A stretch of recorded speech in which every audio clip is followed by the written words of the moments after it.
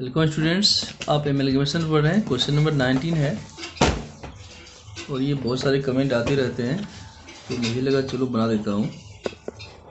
आइए क्वेश्चन क्या कर रहा है एक बार मैं आपको पढ़ के सुना देता हूँ। क्वेश्चन में है कि एक कंपनी है, उसका नाम है जी लिमिटेड का बैलेंस शीट दिया हुआ है और केजी लिमिटेड के व्यवसाय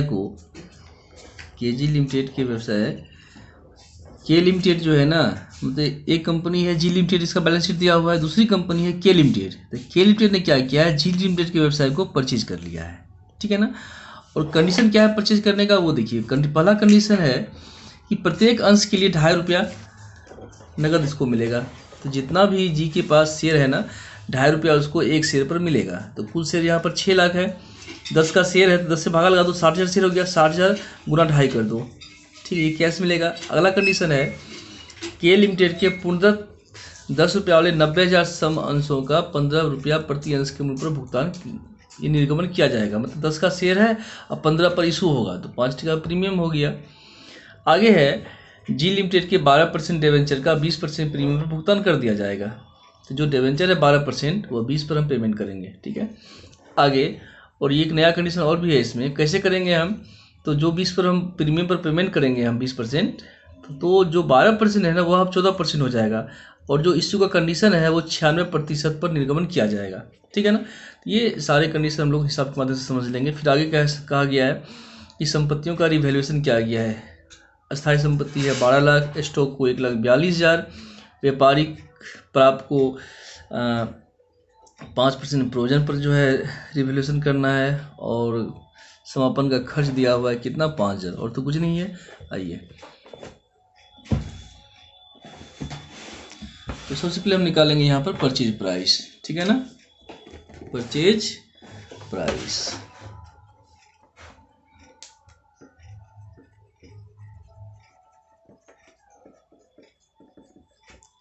सबसे पहले क्वेश्चन क्या कह रहा था कि जो 90,000 अंश है उसको 15 पर इशू किया गया है।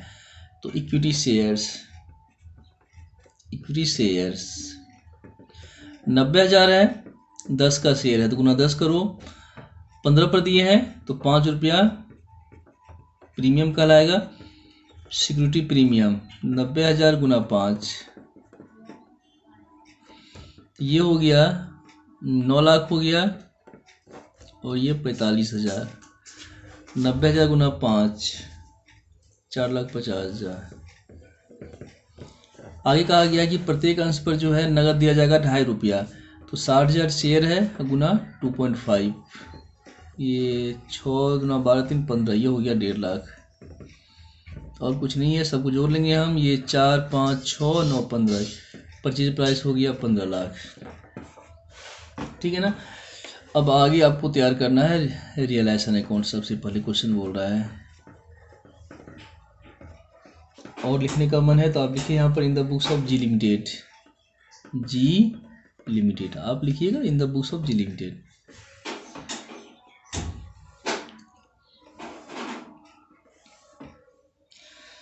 तो जो भी एसेट्स है सबको लिखेंगे यहाँ पर हम। गुडविल दिया हुआ है क्वेश्चन में 1 लाख है। फिक्स एसेट्स है FA शॉर्ट में 6,40,000। स्टॉक दिया हुआ है इन्वेंट्री जिसको बोलते हैं 1,68,000। इसके बाद ट्रेड रिसीवेबल है TR 36,000 का। कैश भी दिया हुआ है 56,000 का। और यहाँ पर जो लायबिलिटी है 12% डिवेंचर है,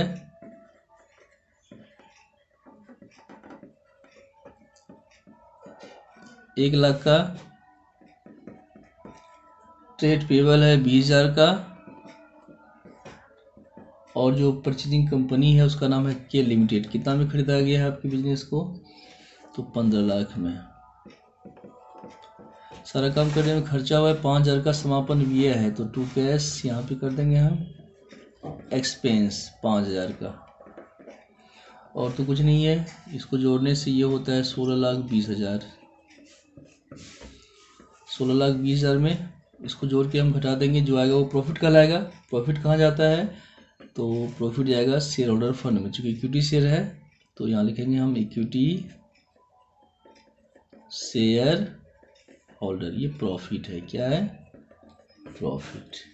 कितना, तो घटाने से ये हो जाएगा माइनस 6,15,000, ये आया 6,15,000। ठीक है, ये खाता बन गया। दूसरा बनाइए इसमें परचेजिंग कंपनी का, मतलब के लिमिटेड का खाता बनाइए आप। इसमें ज़्यादा कुछ नहीं होता है, कितना में खरीदा गया, क्या दिए हैं, बस कंसिडरेशन का एंट्री करना होता है इसमें। तो इसमें जो है टू रियलाइजेशन अकाउंट, आपने 15 लाख में खरीदा है, क्या लिखेंगे हम, 15 लाख। और बदले में क्या सब मिला है, तो आपको इक्विटी शेयर मिला है, इक्विटी शेयर मिला है आपको के लिमिटेड का 13,50,000 का, और 1.5 लाख नगद मिला है। तो बाय बैंक करेंगे यहाँ पे हम 1,50,000 जोड़ लेंगे, यहाँ भी 15 लाख और यहाँ भी 15 लाख। ये खाता क्लोज हो गया। दूसरा खाता ऐसे बनता है इक्विटी शेयर होल्डर का, इक्विटी शेयर होल्डर्स अकाउंट।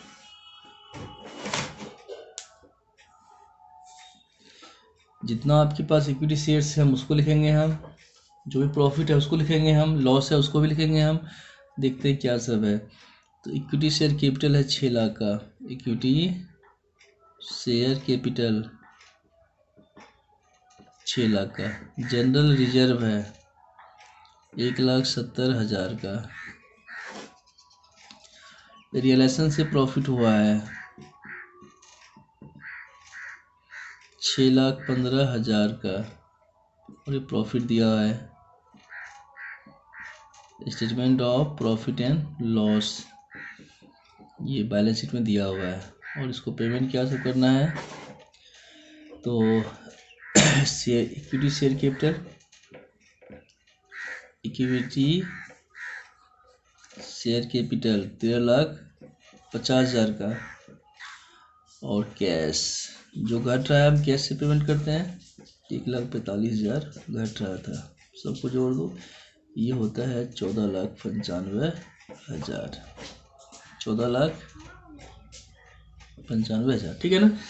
और एक खाता लास्ट में बनता है, उसका नाम है कैश या बैंक अकाउंट। तो आइए वो भी बनाते हैं, कैश या बैंक अकाउंट।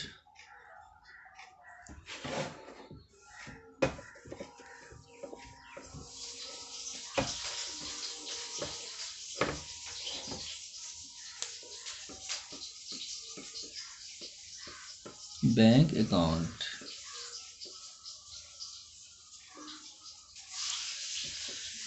यदि रुपया पहले से है तो टू बैलेंस बीडी करते हैं, ये तो बहुत पहले पढ़े होंगे आप लोग। टू बैलेंस बीडी दिया है बुक में 56,000। ठीक है, और इसके अलावा ये तो ट्रांसफ़र भी हो गया था ना बाय रियलाइजेशन अकाउंट में, 56 का 56 चला भी गया था आपके पास से। ठीक है, और खर्चा हुआ था।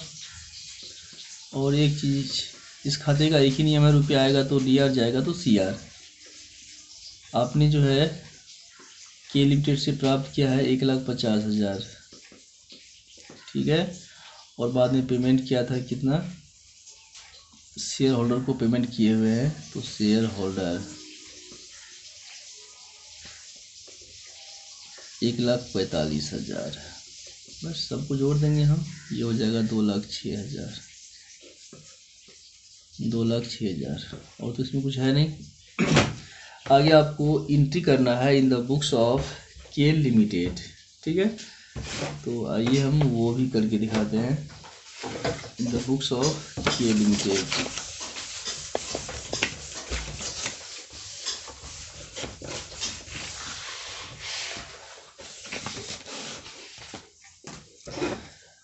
जर्नल एंट्रीज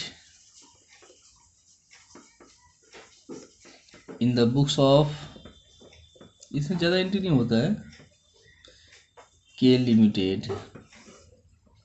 पहला होता है बिजनेस परचेज का entry,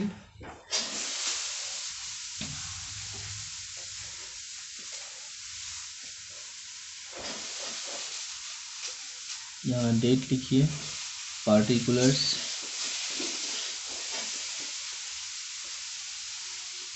amount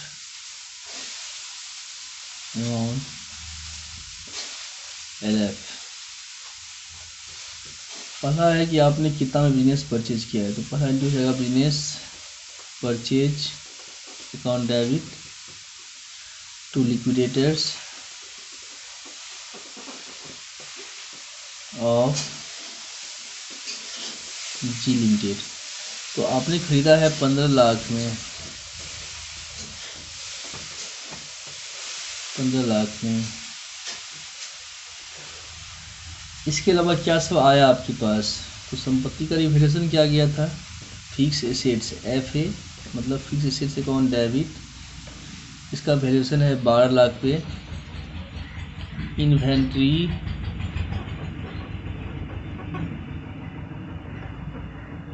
account debit, trade receivable account debit,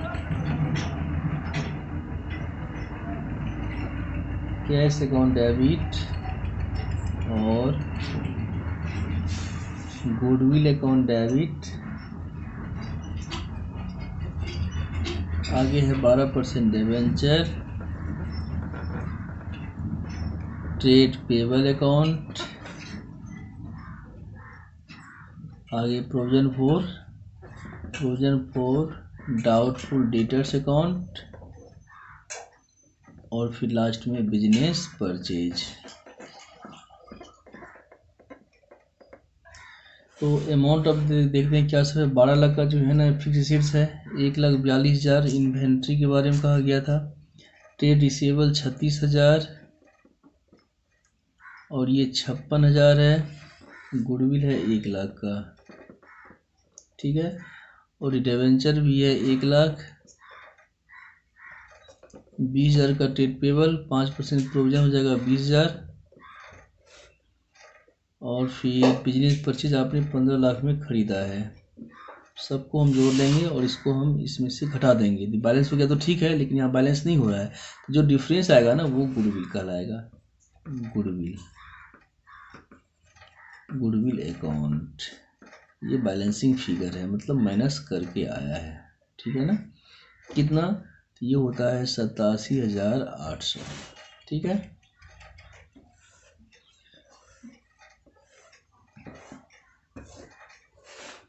अगला एंट्री हो जाएगा आपने उसको जो पेमेंट किया है क्या सब किया है, तो आपने 15 लाख का पेमेंट किया था लिक्विडेटर्स को, liquidators of G limited account debit to equity share capital to security premium to bank account. तो 15 लाख में से हम उसको 9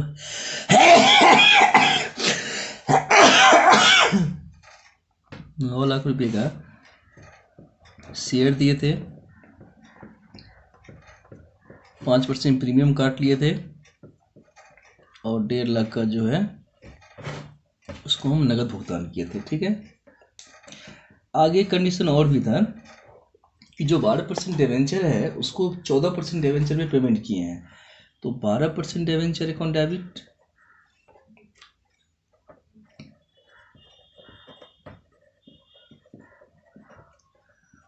टू 14% डिवेंचर, इसके बाद अब यहाँ भी एक कंडीशन है। कंडीशन क्या है, थोड़ा सा वर्किंग कर लेते हैं। कंडीशन ये है कि क्वेश्चन कह रहा था कि 20% प्रीमियम पर, इसमें क्वेश्चन कह रहा है कि डिवेंचर के बारे में कहा गया 12% डिवेंचर का 20% प्रीमियम पर भुगतान करना है। तो यदि 100 रुपये का डिवेंचर है तो 20 रुपया प्रीमियम, तो 120 रुपया हमको देना है। वो भी कैसे देना है कि 96 के दर से देना है, 96 के दर से देना है, ठीक है ना। तो इसको आप थोड़ा सा गुना भाग करना पड़ जाएगा आपको इस तरह से। तो एक अगर कहीं कर लेते हैं कि यदि 120 रुपया हम लेते हैं तो 96 रुपये का हम उसको डिबेंचर देते हैं। ठीक है, तो 100 रुपया में उसको हम कितना दे देंगे हम, तो 100 गुना 96 बटे कितना 120, 96 बड़े 1 मिनट,